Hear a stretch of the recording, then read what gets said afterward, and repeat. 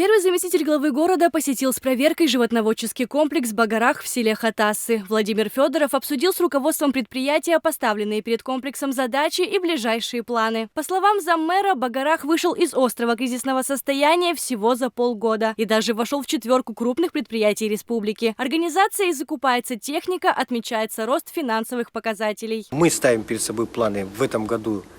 В этом году, если получится войти в тройку крупных предприятий передовых республики, а на будущий год войти в передовые предприятия. Поэтому наш Багарах двигается вперед. Надо понимать, что за короткое время сельское хозяйство поднять это невозможно. Сегодня мы готовим сено на зиму, кормовые культуры. На будущей неделе у нас начнется уборка кормовых культур. Агрономы выйдут все, мы съездим, посмотрим, как это все выглядит. И, естественно, будем смотреть над тем, чтобы сено было не сгоревшее, заготовка кормов правильно велась и сохранение было главное. И таким образом выходим в производство.